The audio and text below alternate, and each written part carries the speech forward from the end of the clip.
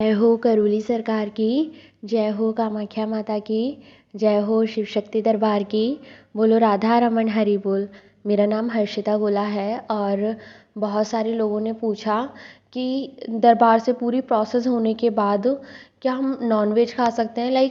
वो नॉनवेज नहीं छोड़ना चाहते, मतलब हम नॉनवेज नहीं छोड़ना चाहते, तो क्या दरबार से पूरी प्रोसेस होने के बाद हम कंटिन्यू कर सकते हैं। तो देखिए, आप नहीं कर सकते, ठीक है। यदि आप दरबार से जुड़े रहना चाहते हैं और आगे तक भी मतलब दरबार की ब्लेसिंग्स लेना चाहते हैं, दरबार की कृपा अपने पर पाना चाहते हैं हमेशा के लिए, तो आप नहीं कर सकते। दरबार मना नहीं करता है, ठीक है, कि हाँ आप मत खाओ, लेकिन क्या है, दरबार ने तो अलाउ कर रखा है उन लोगों के लिए जो फ़ौज वगैरह में है ना, और जो बहुत ज़्यादा ठंडे इलाके में रहते हैं, तो उन लोगों को तो खाना पड़ता है क्योंकि उनकी बॉडी वार्म होती है तभी।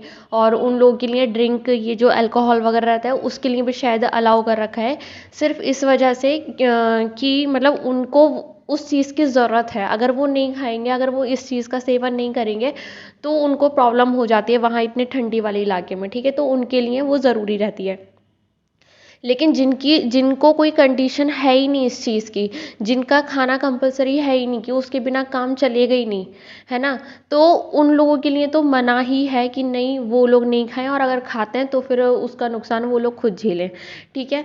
देखिए, सबसे पहली बात ये है, मैं बहुत ज़्यादा नॉनवेज खाती थी, मेरे घर में कोई नहीं खाता था, और मैं इतनी वो थी ना इसको खाने के लिए कि मतलब मैं लड़की होकर के ना खुद जाया करती थी लेने के लिए शॉप पर, क्योंकि कोई नहीं जाता था, कोई खाता नहीं था, तो मैं खुद जाती थी।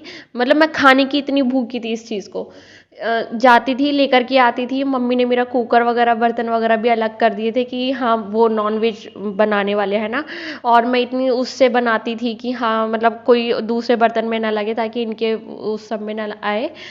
तो क्या था कि मैं इतना खाने वाली थी, और आज के टाइम पे मैं नहीं खाती हूँ। मुझे भी लगता था कि मेरे से नहीं छूटेगा, लेकिन मैंने कहा नहीं, मुझे ठीक होना है, मुझे मेरा जीवन बेहतर बनाना है, बहुत अच्छा करना है।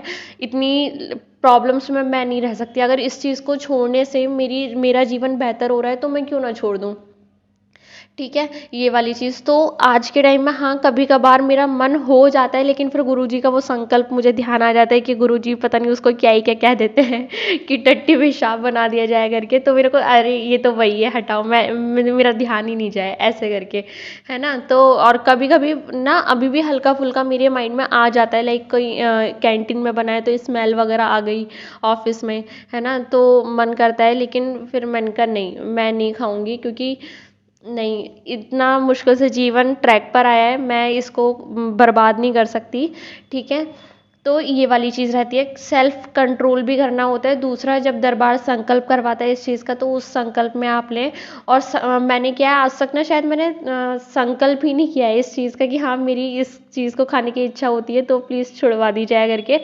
तो मैं इस चीज़ का संकल्प करूँगी। मुझे वीडियो के बनाते बनाते ध्यान आ रहा है कि हाँ मुझे इस चीज़ का संकल्प करना चाहिए करके, ताकि थोड़ा बहुत भी वो चीज़ अगर मेरे में है तो वो चीज़ भी हट जाए, ठीक है।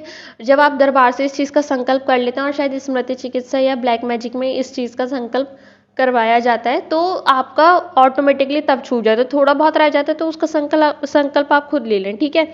इसका लॉजिकल आंसर ये है कि मतलब क्यों मना किया जाता है, कि देखो ये जो है ना, मतलब कभी मैं और डिटेल में और अच्छे से समझाऊंगी, क्योंकि थोड़ा ब्रॉड टॉपिक है ये।